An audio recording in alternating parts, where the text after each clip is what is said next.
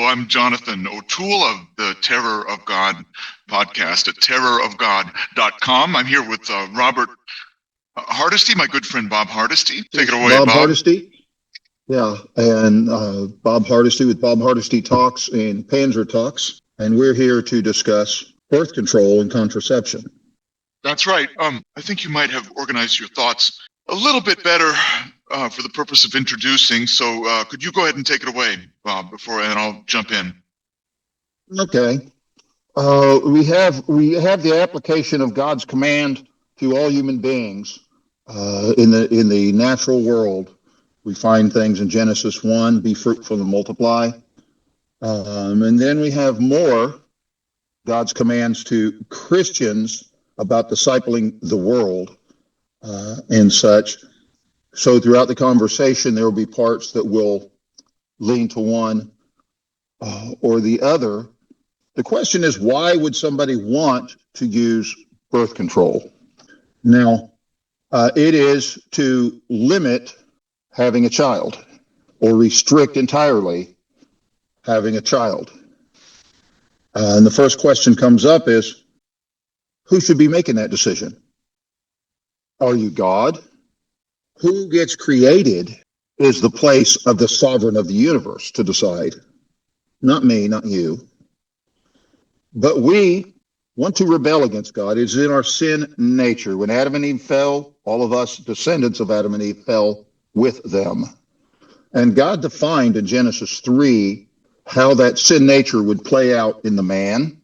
The man's role in the world is to face the world, to make a difference in the world, to engage the world, to cultivate it for good. That's why he made Adam a gardener, because his job and every man's job is to cultivate the world around him for good.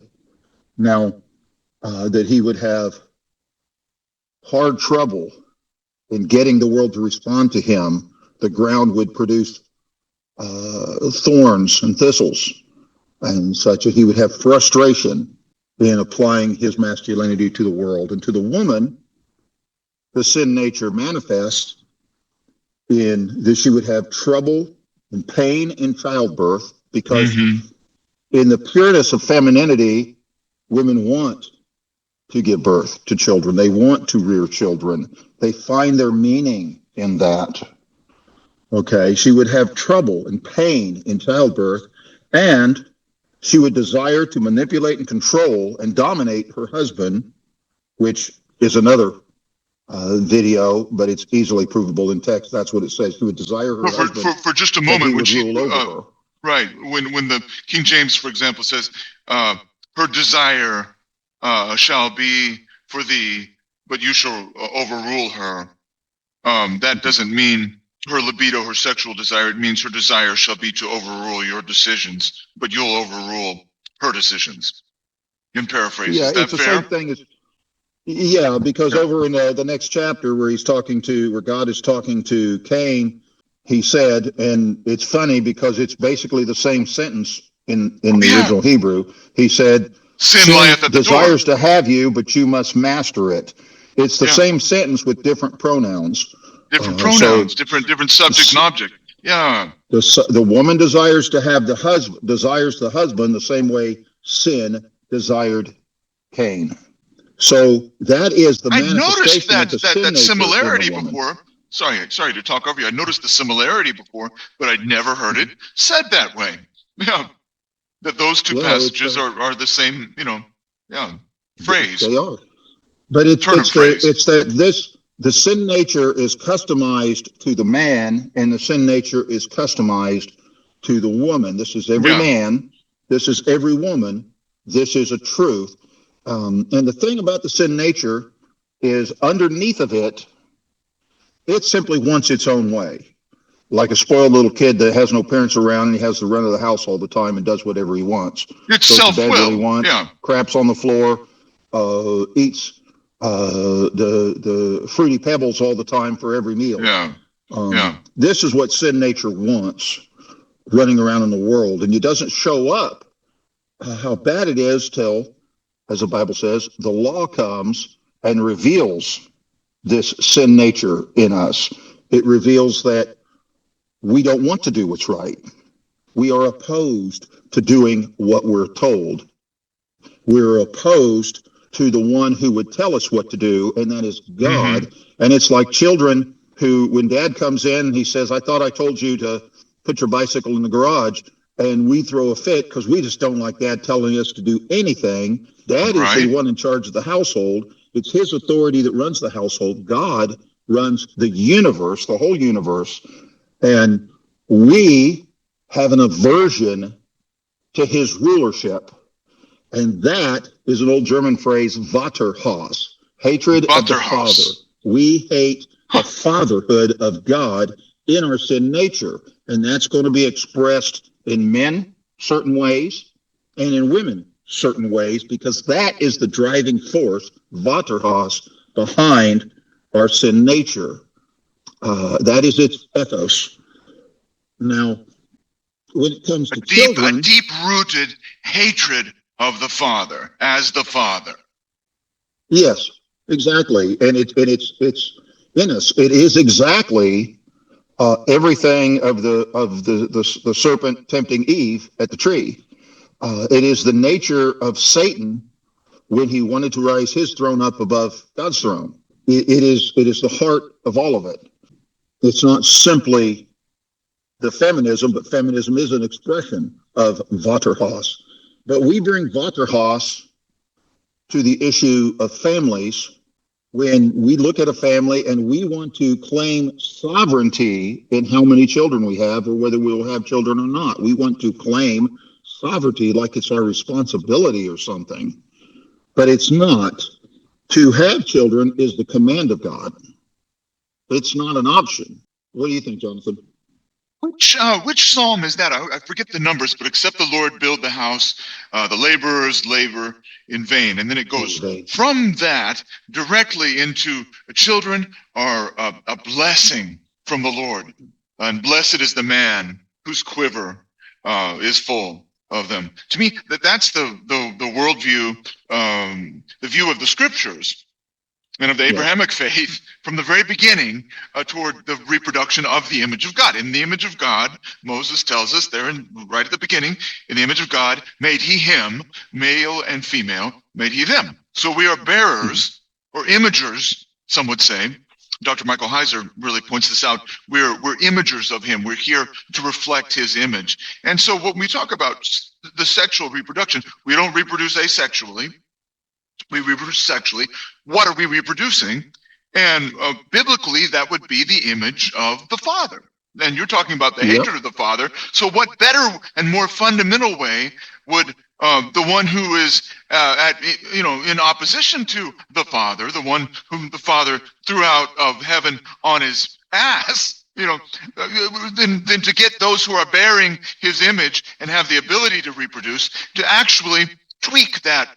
We talk about nuclear energy, which can be used, for electrical energy or to destroy and build bombs. But it all comes down, I'm not a nuclear physicist, but what we've been told our whole lives from the Manhattan Project, it came down to something happening where those bonds that hold that which is nuclear together, and we talk about the nuclear family. If you can just get down in there, whether it's hydrogen atom, but at the very core of this tiny little thing, just like if you can move the foundation of a house just a little bit on that transit, the whole building, by the third floor, the whole building is at risk of falling over. So if the devil can tweak this place of libido, which is what drives at a certain level the drive to reproduce sexually, subconscious and conscious, if he can tweak that, if he can change that, I think that's the ultimate witchcraft that can instead of the devil investing, he's not having unlimited resources, and evil men don't have unlimited resources. So if they want to use them as effectively as they possibly can to rather than have to build an army and fight the Vaterhaus war, to fight the Father and fight everyone who serves him, if you can get them to sabotage the reproduction of his image, the Father's image, God's image, in their own loins and in their own process of reproduction, to overrule him. You've won before anybody's even picked up a weapon. You see, because if there's no more of him, or if the process of reproducing his image, I think that's the ultimate witchcraft. The ultimate witchcraft is to reach down into that place where the very identity of God is at question. What are we reproducing? As a man, when I give my seed to the woman, I'm reproducing the image of God. Whether I think of it that way or not, that's where the drive comes from. That deep-seated subconscious desire to reproduce. Well, if as Christians, I can't talk about this across the board, really. I'd like to hone in on if as Christians, on the one hand, we say we serve the Father, we preach God the Father, God the Son, eternally begotten of the Father. There's that word begotten. If I'm preaching that Father, and yet he revealed himself from the very beginning. What does our first mother Eve say? Behold, I have gotten a man-child of the Elohim, of the Lord. That's what she said. And then we go on to these points, these fulcrums of Revelation, where God reaches in a special way, again with Abram and Sarah, all the way into the New Testament with Elizabeth and John, but over and over and over in between, there's other instances of God specially intervening with either a barren woman like Hannah, the mother of the prophet Samuel, but all the way from our mother Eve getting a child. God reveals himself as the womb opener and the womb closer. And Rachel was the one that Jacob was in love with. He never wanted Leah. That got foisted upon him by her father. And there's no record that I can think of or remember of him ever being annoyed with her, except in one instance there in the Pentateuch, is when she started accusing him, that is the patriarch Jacob, of being responsible for the fact that she wasn't bearing children like her sister Leah. And he was doing his part. He wasn't failing. He wasn't failing to inseminate her. And it's the only time in the Pentateuch where it says anything like this, that Jacob was wroth. He was angry. He was annoyed, extremely annoyed with Rachel. And he said, am I the Lord who hath withheld from you the fruit of the womb? So that we see this repeated, what's that? I said, We see this repetitive and consistent and amplified right up to the conception of God himself in the womb of Mary, prefigured in many ways in Hannah and in her pleadings in the temple of God and in her prayer of thanksgiving, which is very, very similar, if you compare them side by side, to what we call the Magnificat, Mary's psalm. That daughter of David gave a psalm. And it's all about God opening the womb, God closing the womb, so that if the Christian God, and if the God of Moses, and if the God of the Scriptures, Old and New Testament, has any distinctive, Bob, that separates him from any other God, it is that he uniquely reveals his power. And what's the promise before the serpent and the men, as God does triage in the garden after the horrible accident, the horrible disaster that occurred there? By accident, I'm not, saying no one was at fault. I just mean there's a horrible scene of death, and God's fixing it. And what the first messianic promise, arguably, is there in that her seed, I will put enmity between her seed and the serpent's seed. It's revolving around seed and culminating in the seedless conception of God himself in the womb of a woman. So that there's a special enmity and hatred of the ultimate Vaterhaus guy, which is the devil himself, and everyone who falls under his bailiwick, his consciously or not.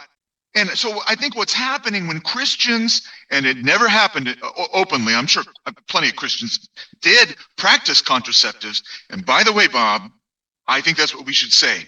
I'm not saying we can't use the other terms, but I think we should emphasize the practitioner. They are practitioners of contraceptives, like practitioners of witchcrafts. There's a reason. It literally means practitioners of preventing life. Yeah. How is that not darkness and death just in that definition? Say that again. I I'm don't not think hearing you the right clearly. practitioners of it. Well, I want to get into the underlying principles that deceive Yes. people into thinking that this is just an option they have. And one of them is, as Christians, we know that pregnancy doesn't occur because of biological processes. Yes, they are involved, but they are not instigated because of that. We believe that God creates every soul that comes into existence. It is not simply a biological process on your body that you can do something, kind of like if you get a cut on your finger, you can choose whether to put hydrogen peroxide or methylate on the cut and what brand of Band-Aid to put on it. You know, it's not that. This is an act of God that creates every human being that is conceived. And we should not presume upon ourselves authority to mess with that, You because seem to have that gotten a little is further away wickedness from in the the face mic. of God. Are you as near And the it mic as doesn't you matter were? if it's the pill or it's IUDs or anything else, because they are all contraception, which means Right. against life. And Yeah. If you're now going to the go pill and contra to IUDs something, do work yeah. by causing an abortion. The baby is already there. There's already conception, and they both work by causing the baby to not be able to stay in the uterus and grow, and so it dies. So that is abortion, to use the birth control pill or IUDs. But it's beyond that. It is the, as you were saying, it is the choice to engage in this misbehavior of practicing contraception. Yes. To Why dissever. underneath? Can you hear me? Yeah. I'm sorry.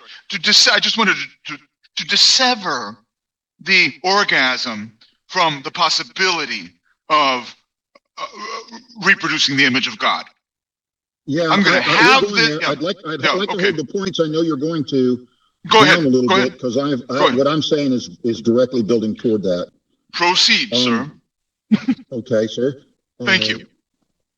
Why do we think that this is just an open possibility? As I already stated, we misbelieve, thinking it's just a thing that happens biologically. Children are conceived, and not that it is a specific sovereign act of God to create this person. But we also fail to realize the purpose of marriage. Now, marriage goes back, when you watch in the Old Testament, when they made a sacrifice, and when Abraham made that sacrifice and he split that animal lengthwise down the middle, and then he walked in the middle of it, or he went asleep in that one account where he went asleep and woke up and saw the Father and the Son walking in the pieces, because God was cutting a covenant with Jesus, Abraham's seed, and Abraham secondarily, but directly with Jesus, who would be Abraham's seed. Wow. So, in the same way of cutting a covenant, the basic form of sex, where both are virgins, that it is cutting a covenant. That's why it's consummating the marriage. Because what is the point of a sacrifice without the dead animal, right? So what is the marriage without the consummation of the marriage? And that is the blood, which she's a virgin, and Yeah. the look of things, which I'm not going to describe. Everybody knows. He made it to look like that, to look like the same as the animal sacrifice done in cutting a covenant, for a reason. Marriage is holy to God, and its purpose is holy to God. And never in the Bible is marriage separated from children. He made Eve so that Adam and her can have babies. That's why he made her. So there'll be a lot of Adams running around. It wasn't for romance. It doesn't say Adam was lonely. It doesn't say Adam had any ill feelings about being by himself. He walked with God every evening. I wouldn't be lonely in any way. I'm not even sure what romance means, but it does say God saw that it wasn't good for man to be alone. Right. It doesn't say that Adam saw it. It said that God saw it. Adam wasn't aware. He was missing nothing. He Oh, I wasn't see. feeling like something was wrong because he was by himself. Hmm. There's nothing there that says it. It says God saw I'd that never thought he was that deeply alone. into it before. Good point. Well, it's simpler to read the text that God wanted a lot more Adams running around so that Adam wouldn't be alone. So he created Eve so that Adam and Eve could be involved in more Adams running around, and Cain and Abel, and all of us down the road from that. So the earth would be full of people. There's a You know, point I'd like to make, because we can go a long time on this, hours and hours. I could do a whole seminar for a week with you on this and not run out of things to say. I'd like to make a point, if we're going to keep this down to 30 minutes, while it's if we still go in to my 45, mind. that's okay. That's okay. Okay. Well, what's in my mind at this moment is that I've watched over, I'm only 46 years old. You're a little bit older than me, but I've watched a change occur over my lifetime in America, which I can testify to. That when I was 8 years old, it was still hushed tones to refer to sodomy, gay, this or that. What is it? And shame, and people would, white people would turn red. People who are capable of turning red would turn red. If a child asked and they had to explain it, and they'd find ways to quickly explain it and get it over with, and you'd be ooh gross. Then around your friends, you'd be ooh gross. Well, you know what's happened the past 20 years, the past 25 years, especially the past 20. Now, people are rejecting it again, and thank God that revulsion process of rejecting the sodomy and just the normalization of sexual aberration, but it became an every TV show. But one thing I want to hone in on: why did this happen? Well, in a way that possibly since the advent of Christianity, there's maybe in elite circles, there were these things going on, but this normalization, since Christianity overtook the Greco-Roman world, it never reached anywhere except in, under Bolshevism it did, and under the French Revolution and Marquis de Sade it did. These atheistic revolutions. So that's when it came into Western society, and then, but in our Anglophone world, it had never gotten that bad until now. Until these past few decades. And my question is, why? And I want to proffer an explanation. And my hypothesis is that even though evangelicals and other forms of Christian coalition tried to resist it and tried to stand against it, why could they not gain the upper hand over sodomites? Why do sodomites rule over us up till today? From Tel Aviv, from San Francisco, from New York, from Washington. Why do they have the ability to keep it where every single state, even conservative states, have to marry a man to a man, have to marry a woman to a woman, and can't stand against Washington, can't buck the so-called authority of the U.S. Supreme Court? Why do they rule over us? I'll tell you why. And simply, I'll tell you why. Okay, you go ahead. But my answer is this: is that we surrendered I mean Westernized Christians, to the degree to which we normalized contraceptives, even though it may be less gross aesthetically. Speaking of aesthetics, to think about a man and a woman having sex using contraceptives. It's prettier in terms of its natural physiologically, aside from the contraceptives.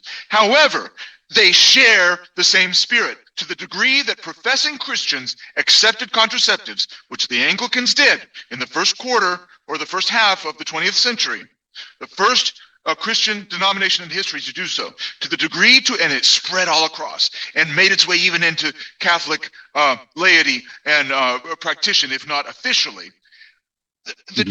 We normalized the decision to actually deliberately and with malice aforethought make the sexual act deliberately and willfully fruitless. That means we are of the same spirit, even though what they do, sodomizing one another, and the only thing they produce is an inseminated turd. But the only thing a man with a woman produces is either just a menstruation, which is just as disgusting as an inseminated turd, or a little rubber thingy full of semen, and that to be thrown in the trash.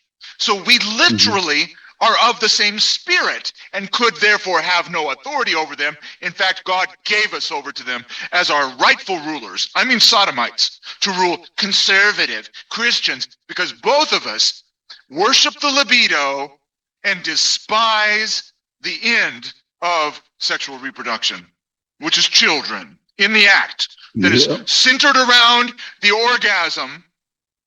And so the differences are just in the nuances of what our particular fetish is. That's it. Yeah, it's just a question of appetite. Well, and Yeah, you appetite. said, let me elaborate on what you said there. Yeah.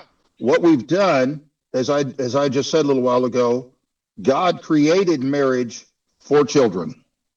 And everyone throughout history understood that. Men would get married for the reason of having children. It's a very recent thing in history that people would get married for the idea of romance. In fact, Shakespeare made fun of the idea of a relationship built on romance in Romeo and Juliet. And is it a tragedy or is it a comedy? I don't know. When I read it, I can go either way because it seems like a comedy when you look at it from this point of view. Making fun of that notion, the more we have went toward relationships based on romance, the higher divorce rate goes, because romance comes and goes in any relationship. It's got to be built on something. I never thought of it that way. More Very foundational than that. Yeah. Okay. We've separated God in his purpose from marriage, and at the same time separated sex from God's purpose for sex. We try to claim sovereignty over the sex, which is what we're really trying to do when we use contraceptives. It's very little often thought about as the children. We just don't want the burden of the children tied to our frolicking, which the burden of the children, as you said, to separate the orgasm from the possibility of life. Right. Now, God created it to be tied together. And I want you to know, I did have sex before I got married. A lot of times, I went for many years without having sex before I met my wife. But I want you to know, when you're married and you want children and you have sex, there's a freedom there that there never was in all the hot sex I had when I was younger. It was never there. You couldn't get enough, and none of it was satisfying in the way that it is when you are open and welcoming the possibility of children. It's way more enjoyable. Oh, yeah. And God has a purpose for marriage, and we separate that and create our own purpose for it. Romance, relationship, not being alone, all these kind of things, companionship. And we separate sex into a worshiping of the libido. We're doing it for our pleasure. And in the end, when you take God's purpose out of the marriage bed, Christian married people, when they take God's purpose out of the marriage bed, now I'm not saying that it is not involved pleasure and that God doesn't want it to be pleasureful. I'm saying it is supposed to be pleasureful, but its purpose, its reason for being is children. That marriage is, and that sex is to marriage like the same the communion, the Lord's table is to the cross, the same thing that sex is to marriage. Okay, communion doesn't save you. The cross saves you. And in the same sense, God's purpose for marriage is children. God's purpose for sex is similar marriage. to bulimia. Well, yeah, but you're going to love my point here is that when we separate God's purpose for marriage, then what happens in that marriage in the bed is out of sorts with God's divine purpose for it. And we turn it into nothing but masturbating with somebody else's body. And we have turned the holy marriage bed. Hebrews says the marriage bed is holy, but we've turned it into the bed of a harlot in a Christian marriage when we use contraceptives of any kind. Do you know that none other than Daniel Defoe, the author of Robinson Crusoe, wrote a whole volume what's the name of the title? Marital Infidelities, but it has a longer title.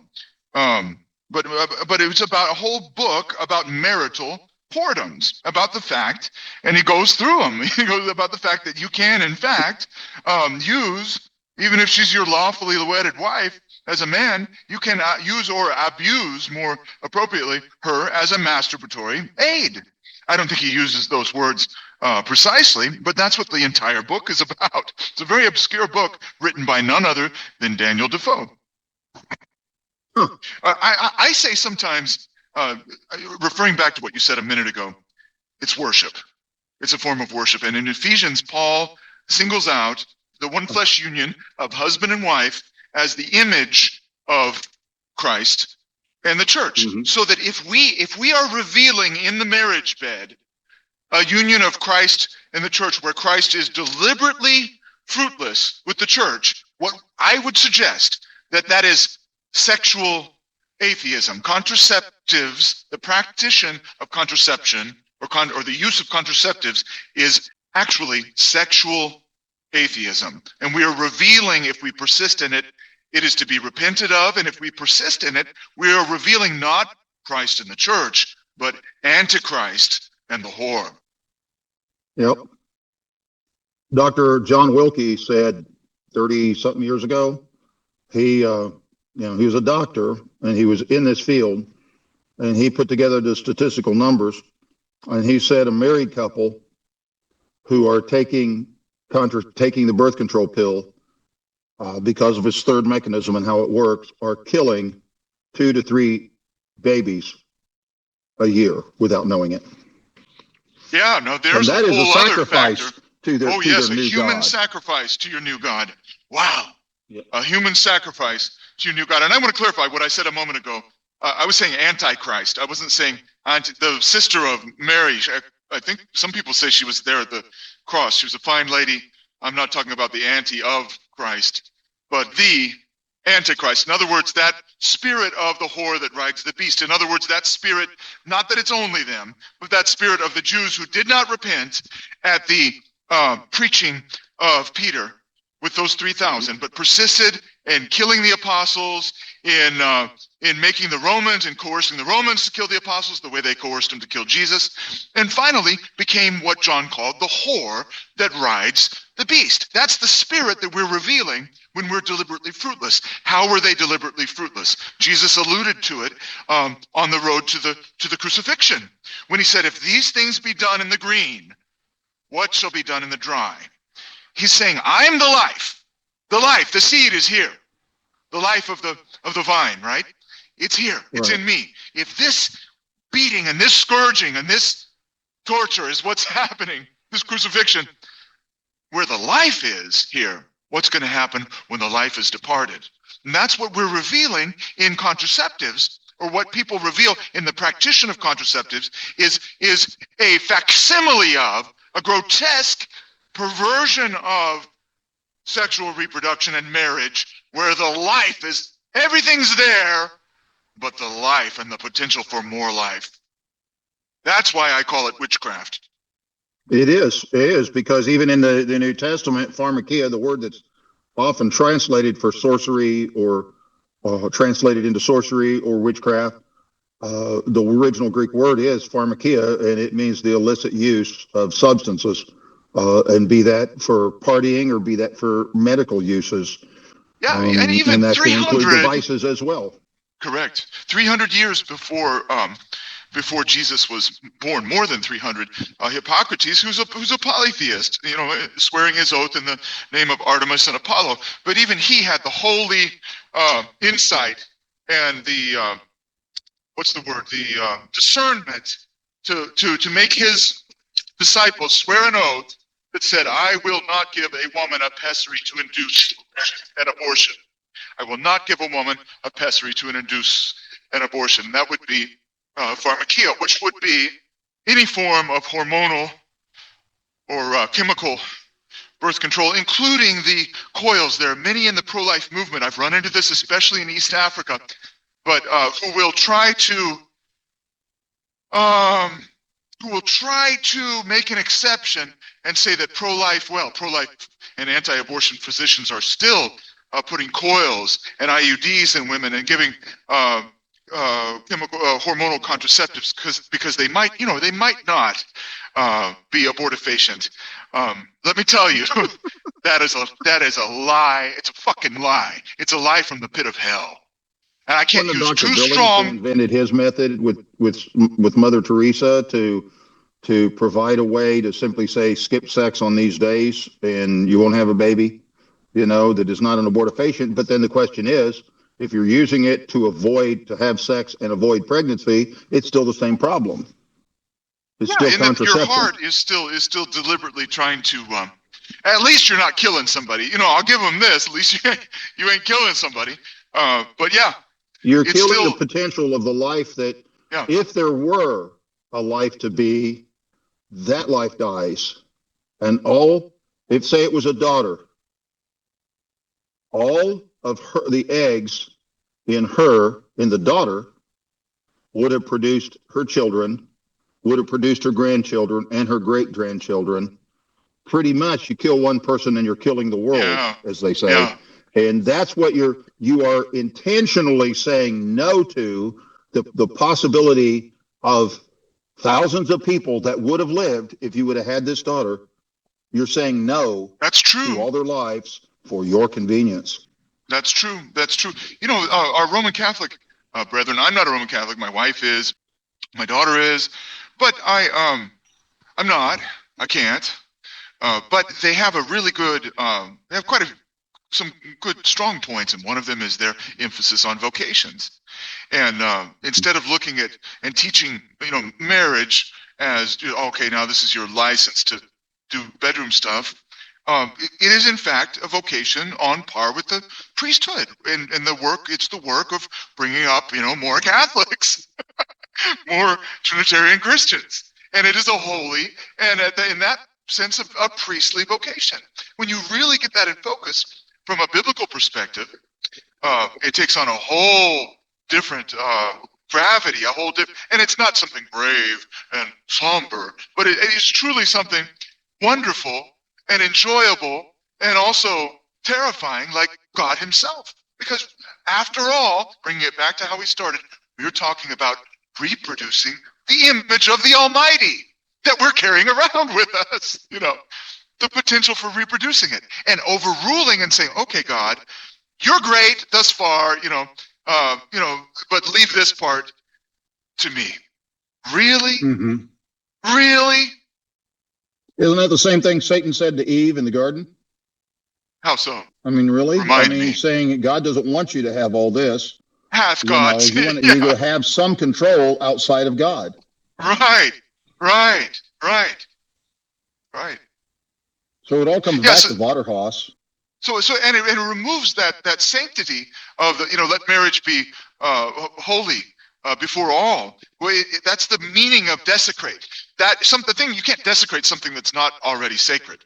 So it presumes, that word desecrate presumes that the thing is sacred. You can't desecrate a pig, right? Or a pile of manure. You can't be desecrated, right? So when you desecrate it is when you take deliberate actions to actually make it that which is holy into something vulgar or mundane or lower than that. Something which is anti-holy or unholy. And I think that's exactly what we're doing by elevating what practitioners of contraceptives are doing by elevating the libido and saying, I've got the right to get my fix, to act like I'm making somebody, but deliberately for non-medical reasons. Let me throw in this caveat, because I've had people freak out to me on that. But for non-legitimate, Hippocratic medical reasons, I'm talking about diagnoses, that I'm just going to overrule my calling and vocation.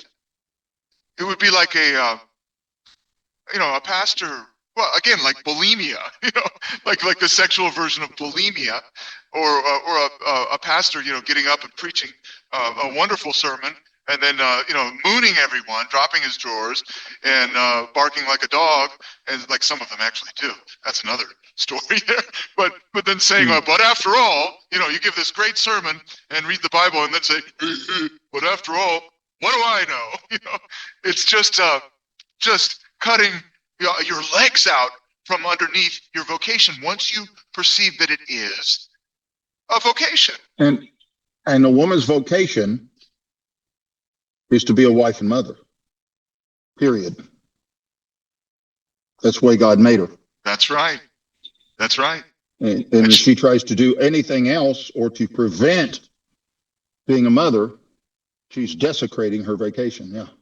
And when she invests like time and craft and science and chemicals and formulas into levels of sophistication, that's where it moves into the level of actual, like cauldron and newt's tale, witchcraft, because you're actually going out to great sophisticated lengths to be sure that whatever happens here as I get my rocks off, we don't make another person in the image of God. Yeah. And in the end, you're just using each other as a masturbatory aid. As a masturbatory aid. And, yes, sir. And that is turning what God called holy, the marriage bed, into the bed of a harlot. Of a harlot. And we are commanded, that's a New Testament commandment, not to join the members of Christ to an harlot. Now, I think I would rather, I'll end on this, I would rather, people go to hell for being a whore or a whoremonger and not repenting. But I would rather stand before God at the judgment as a whore who had babies than as a professing Christian who never repented and deliberately practiced contraceptives within the marriage bed. Yep. Let marriage be held in honor by all, and the marriage bed kept pure, undefiled, because God will judge fornicators. Undefiled. Yeah, well, but it says because God will judge fornicators. And what is fornication? Fornication doesn't mean sex when you're not married. Fornication means sex outside of God's direction, of God's purpose. That's where the word porn comes from. It's pornea is the word. Well, that's right. Every instant. So fornication means anything you might be doing that is outside of God's design. Now, if you are having sex apart from God's purpose, as we've talked about here, God's purpose is sex in marriage. If you're having sex outside of God's purpose, if you're having it outside of marriage, you are having it outside of God's purpose. But if you're having it in marriage, if you're having sex in marriage, and you're doing it away from God's purpose for marriage, it is fornication. The sex you're having while you're married is fornication because it is out of line with God's ordained purpose for it. That's right. That's right. That psalm flat out says the fruit of the womb is his reward. That's also what Eve said. That's also what Jacob said. And it's revealed in the New Testament, so that God creates the conception. So if we go contraception, who are we contra to? We are fighting God. I don't see how that, to falsify that logic. That's a fact. Well, until next time, this is Bob Hardesty with Bob Hardesty Talks and Panzer Talks. Thank you, Bob. I'm Jonathan O'Toole with Terror of God podcast at terrorofgod.com. Have a good one.